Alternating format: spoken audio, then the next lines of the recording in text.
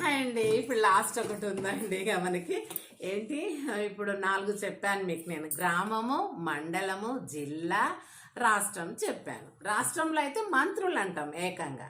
ఈ యొక్క assembly members అందరిని కూడా, శాసనసభ సభ్యులందరినీ మంత్రులు అంటాం. ఒక్కొక్క మంత్రి ఒక్కొక్క శాఖను డెవలప్ చెయ్యాలి. చెయ్యడానికి పై నుండి సెంట్రల్ నుండి వచ్చేటటువంటి నిధులు కానీ, మళ్ళీ రాష్ట్రంలో ఉన్నటువంటి నిధులు కానీ అవి సరిపెట్టాలి. కాకపోతే పైన సెంట్రల్కు రాసి పంపాలి, లేకపోతే ఇవి సరిపోతాయి. కానీ అలా చూసుకొని సర్దుబాటు అవన్నీ కూడా ఏ పరిపాలన, గ్రామమైనా అంతే, మండలైనా అంతే, మరి జిల్లా అయినా అంతే, రాష్ట్రమైనా అంతే. చివరికి ఇప్పుడు ఆ రకంగా మరి ప్రతి మంత్రి ప్రతి శాఖను డెవలప్ చేస్తూ, ఒకవేళ ఆ యొక్క ఫర్ ఎగ్జాంపుల్ విద్యాశాఖ ఉంది, కొన్ని విలేజెస్ లోపల ఎవరు లేరు, పాఠశాలలు లేవు, పిల్లలు ఇంకా 2-3 కిలోమీటర్ నడుచుకో, అలాంటివి ఉంటాయి కదా.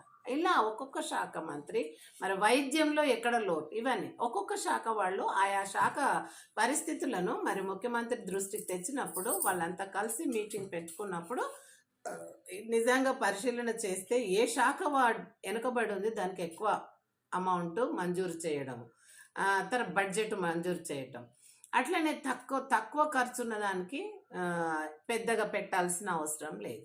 ఈ రకంగా చేస్తుంటారు. ఇప్పుడు అటవిక శాఖ ఉంది, దానికి పెద్దగా పెట్టాల్సిన అవసరం లేదు, ఇంకా అక్కడి నుంచో మనకు బాగా వస్తుంది ఆదాయం. సో ఇలా అన్నమాట. ఇప్పుడు దేశం చూద్దాం. ఇప్పుడు ఇది రాష్ట్ర పరిపాలన. దేశానికి పోతే ఎవరు ఉంటారండి? ప్రధానమంత్రి. ఇక్కడ ముఖ్యమంత్రి ఉంటే దేశాన్ని పరిపాలించేది ప్రధానమంత్రి. దేశాన్ని పరిపాలించేదంటే పర్టికులర్ ఒక స్టేటు, ఒక గ్రామము, ఒక మండలం అలా ఉంటుందా? ఆయనకు లేదు.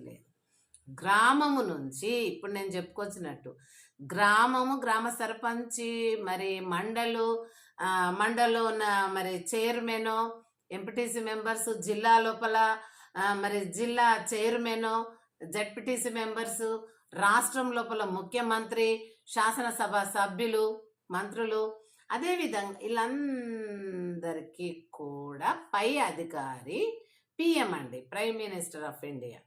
అయితే ఇతను ఏం చేయాలి? ఆడ కావచ్చు, మగ కావచ్చు, దేంట్లో కూడా లింగ భేదం లేదండి.